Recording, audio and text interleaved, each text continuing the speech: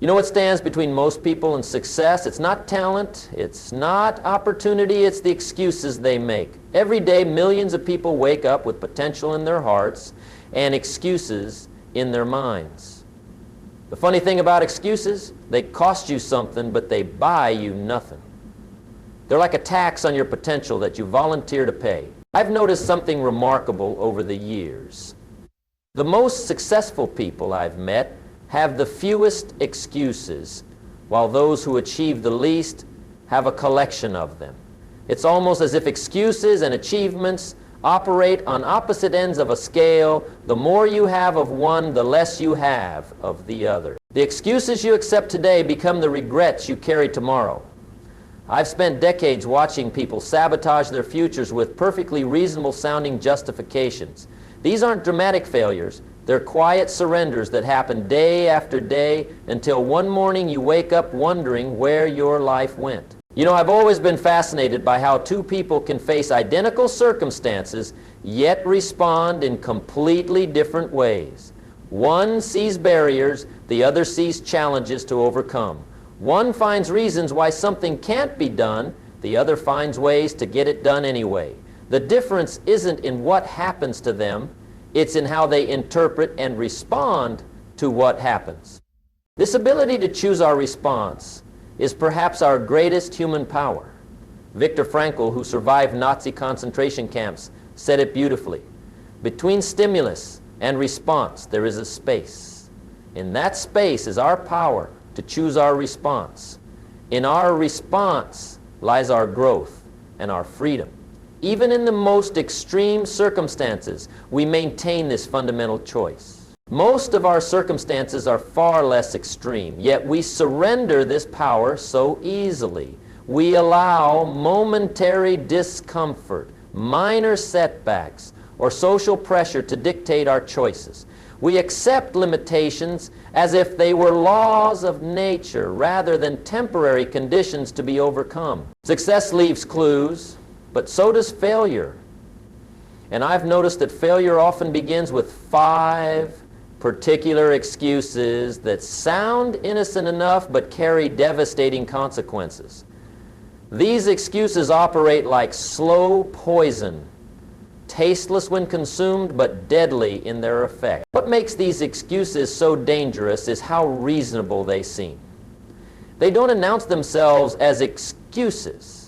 They masquerade as wisdom, as prudence, as reality. But make no mistake, they're thieves that steal your future while convincing you it wasn't possible anyway. The first excuse is perhaps the most common: I don't have enough time. This single statement has probably prevented more achievement than any other in human history. Time is life's great equalizer. We all get the same amount. 24 hours each day, 168 hours each week. No exceptions. The president doesn't get more hours than you. The millionaire doesn't get more minutes than you. The genius doesn't receive an extra day in their week. What separates extraordinary achievers from ordinary dreamers isn't the time they have, it's what they do with it. When someone says, I don't have time, what they're really saying is, this isn't a priority for me. That's a choice, not a circumstance. I remember talking with a gentleman who claimed he couldn't find time to read, yet when I asked about his television habits, he admitted to watching shows several hours each evening. The issue wasn't time, it was priority. Look carefully at how you spend your hours. Track them for a week.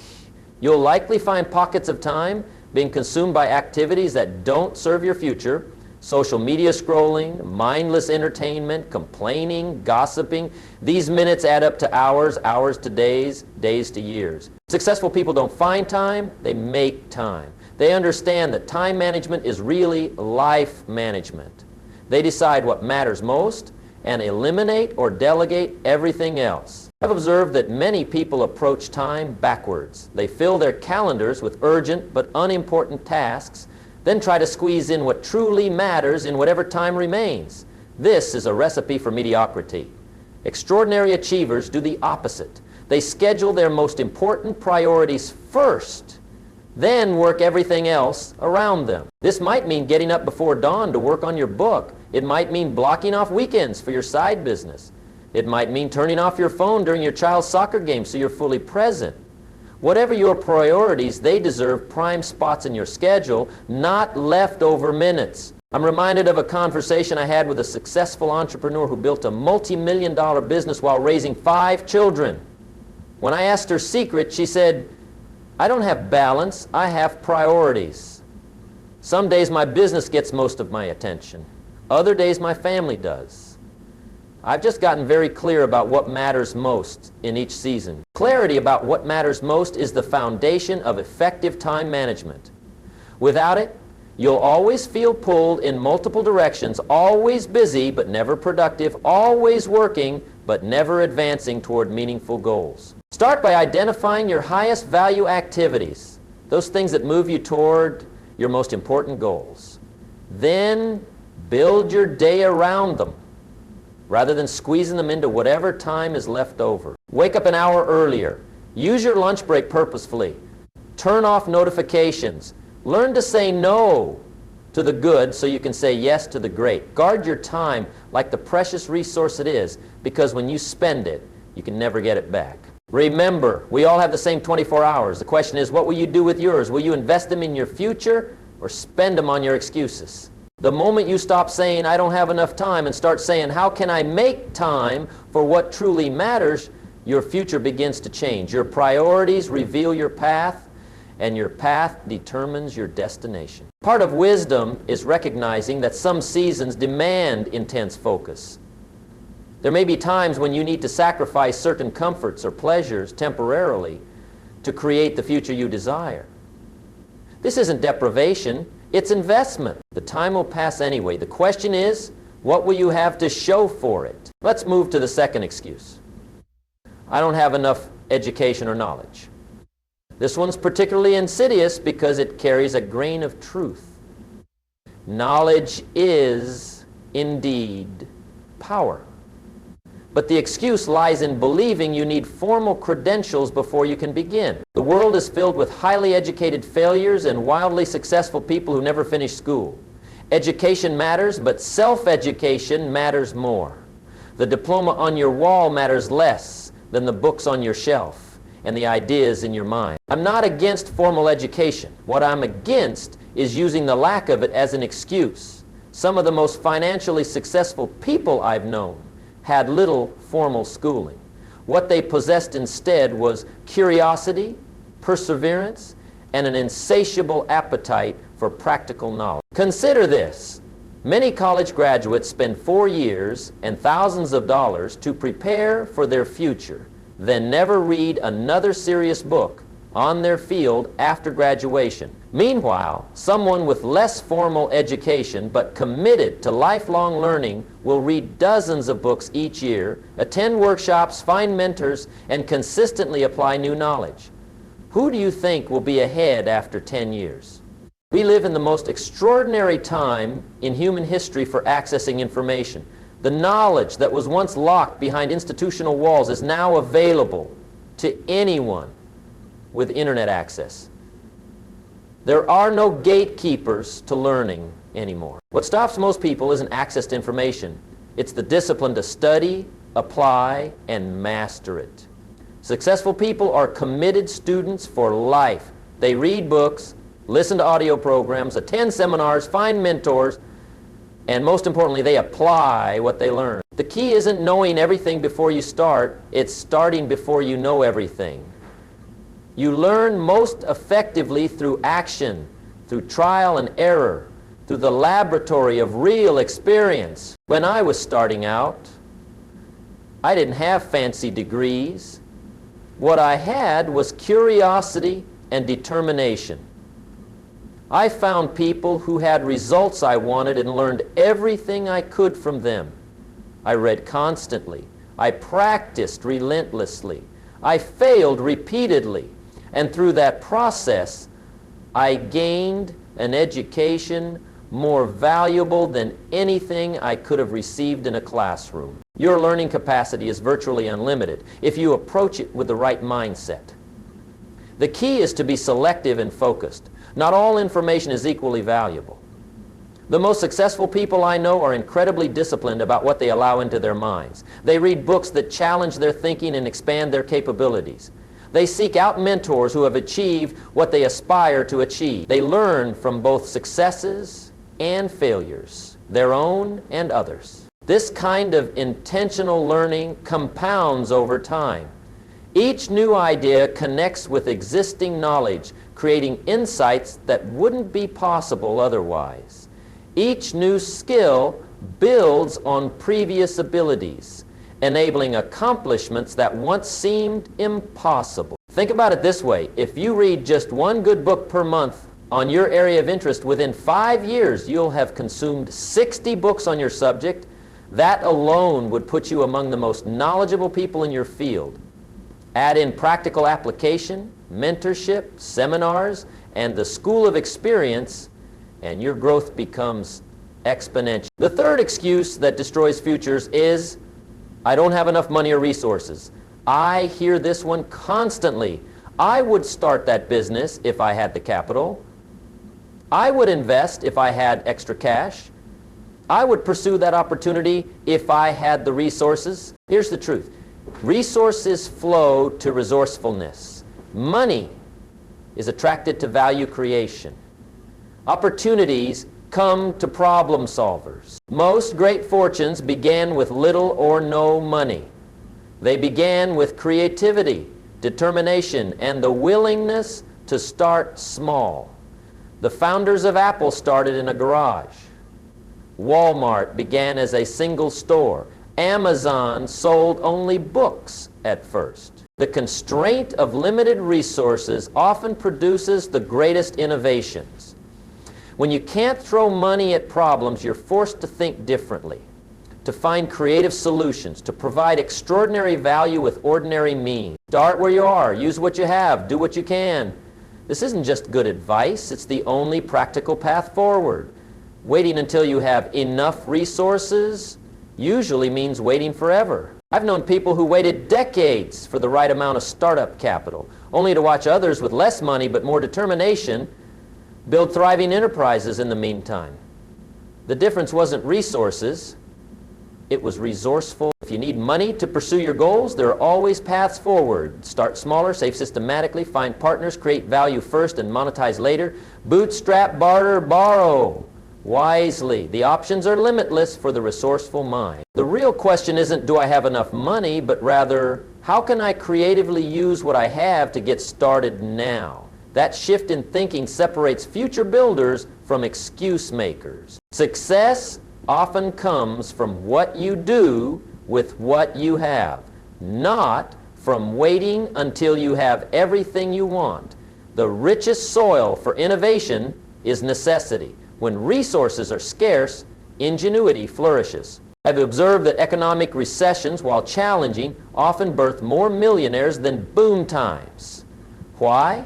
Because difficult times force people to think differently, to solve problems creatively, to provide exceptional value with minimal resources. Constraints drive innovation. The most dangerous thing about the not enough money excuse is that it feels legitimate. It seems responsible. After all, shouldn't we wait until we have adequate capital before taking risks?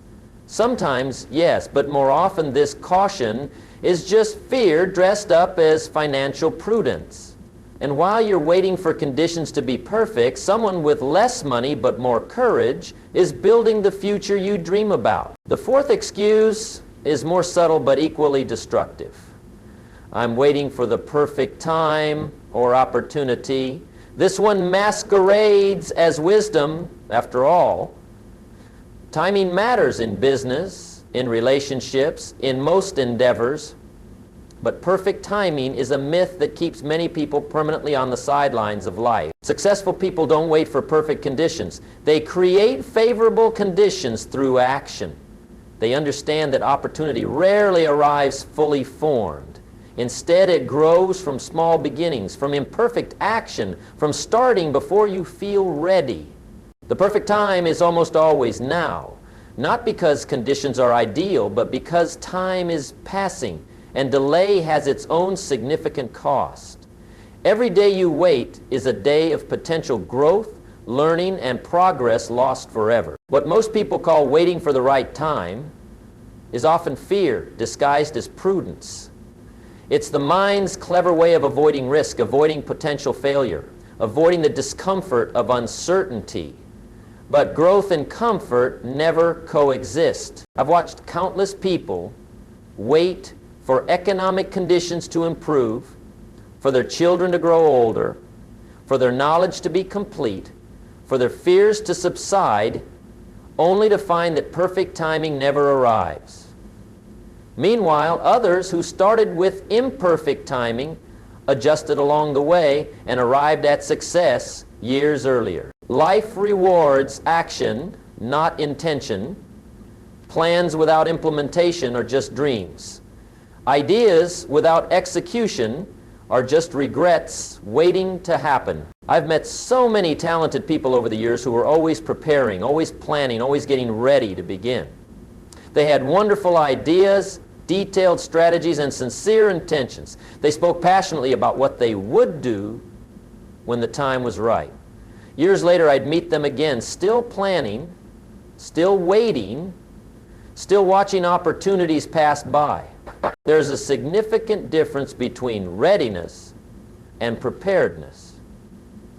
You can prepare forever and never feel ready.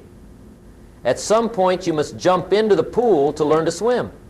You must get on stage to learn to speak. You must enter the market to learn business.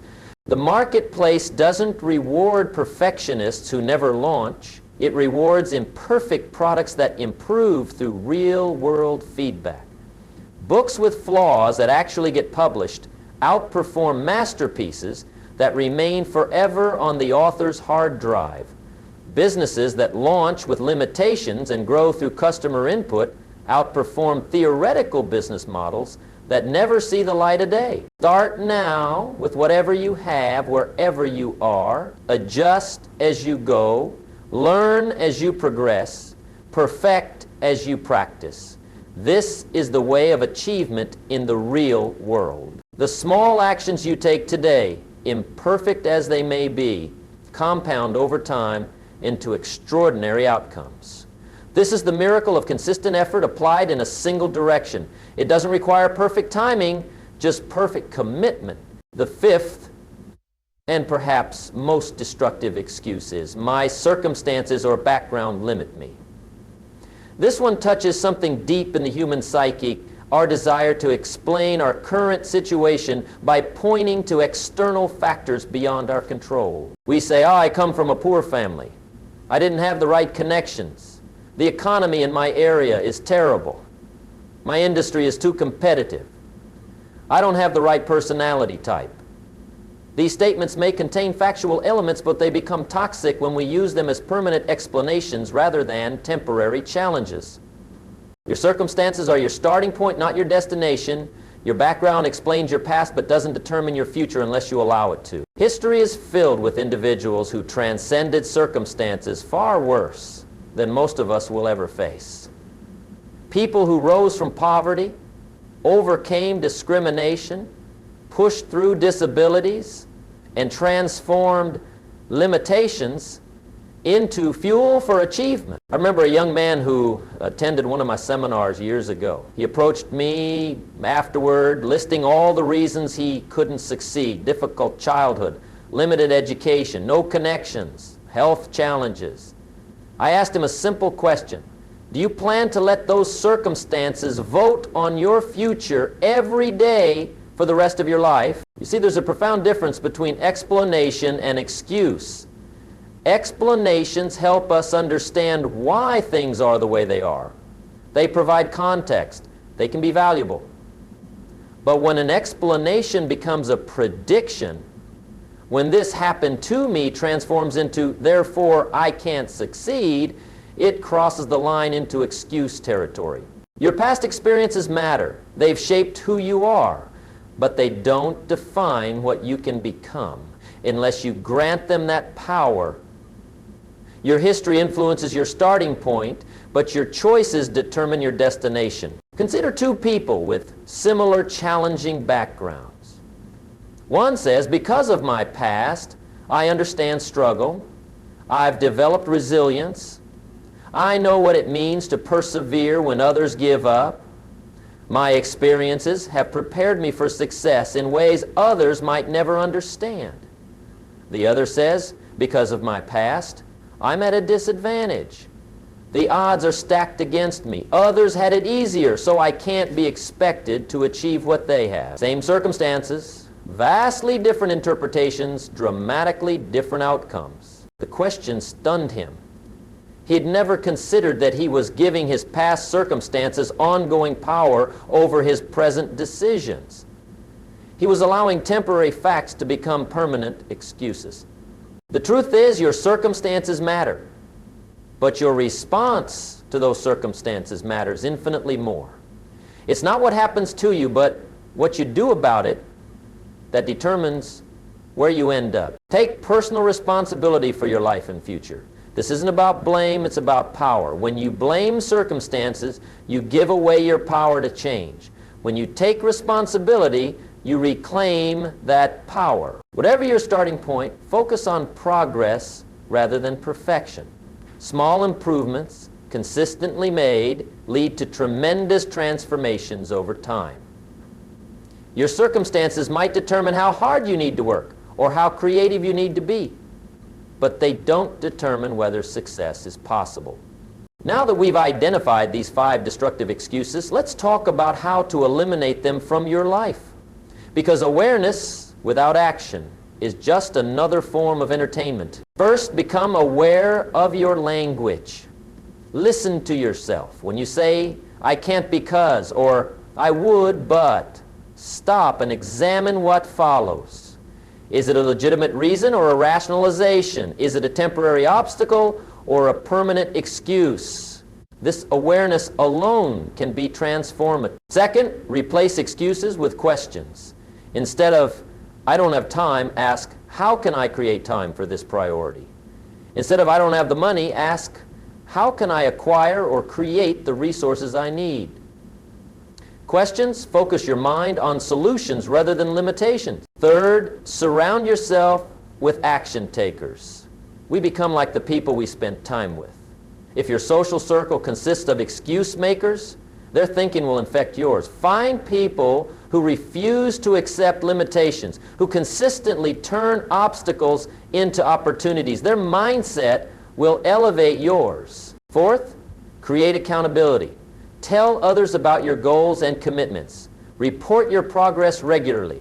The simple act of knowing someone else is watching can be enough to push you past the excuse threshold into productive action. I found accountability to be one of the most powerful forces for personal change. When you make private promises to yourself, it's easy to negotiate, to compromise, to rationalize failure, but when you make public commitments to people whose opinion you value, something shifts. Your desire to maintain integrity, to avoid disappointment, to earn respect, these become powerful motivators that often outweigh momentary discomfort. Credibility isn't about punishment or shame. It's about support, encouragement, and the powerful human need to remain congruent with our public declarations. Find someone who believes in your potential but won't accept your excuses. The right accountability partner challenges you when you need challenging and supports you when you need supporting. Fifth, start immediately with something small. Major achievements begin with minor actions. What's one thing you can do today, regardless of your circumstances, resources, or timing, to move toward your goals? Do that one thing, then find another tomorrow. The rewards of living without excuses are profound. You experience the dignity that comes from taking full ownership of your life. You develop resilience and resourcefulness that serve you in every situation. You build confidence through consistent action. And most importantly, you create results that would have remained forever in the realm of someday had you continued making excuses. Your future is being written today by the choices you make, the actions you take. And yes, the excuses you accept or reject. Choose carefully. The great tragedy in life isn't failing to reach your goals. It's achieving far less than you're capable of because you allow temporary challenges to become permanent excuses. Don't let that be your story. I often wonder how many symphonies were never written, how many businesses were never started, how many lives were never transformed because someone believed their excuses more than they believed in their potential. What a loss, not just for those individuals, but for all of us who would have benefited from their contribution. The most dangerous excuses aren't the ones that keep you from trying. They're the ones that lead you to try with less than your full capacity, to hold back just enough to protect your ego, to hedge your bets so you can say, I wasn't really trying if you fail. Partial commitment produces partial results, which then reinforce the belief that full commitment wouldn't have mattered anyway. It's a self-fulfilling prophecy. True success requires full engagement, intellectually, emotionally, physically. It demands that you bring all of yourself to your endeavors, that you risk genuine disappointment by caring deeply about the outcome, while simultaneously detaching your self-worth from any single result. The clock is ticking. Your life is happening now. Your potential is waiting to be expressed. Your future is calling. What will your answer be? Will you respond with, I can't because, or I will despite? That choice, made daily in large and small ways, will determine whether your future surpasses your dreams or falls victim to your excuses. I want you to imagine yourself 20 years from now looking back on your life. What story will you tell? Will it be a story of bold action, of obstacles overcome, of dreams pursued with passion and persistence? Or will it be a story of what might have been, of opportunities missed, of potential unrealized? The power to determine that story lies in the choices you make today, tomorrow, next week. It lies in your willingness to face fears rather than avoid them, to solve problems rather than use them as reasons to quit, to take responsibility rather than place blame. The quality of your life will be determined not by what happens to you, but by how you respond to what happens, not by the cards you're dealt, but by how you play them, not by the obstacles in your path, but by your determination to overcome them. The decision is yours. Choose wisely. Choose today.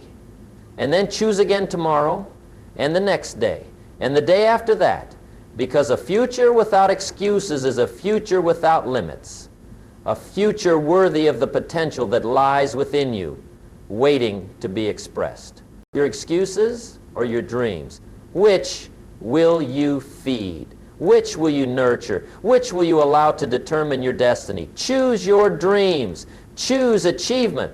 Choose the satisfaction of knowing you gave your all rather than the comfort of having a ready excuse. Choose a future of your own making.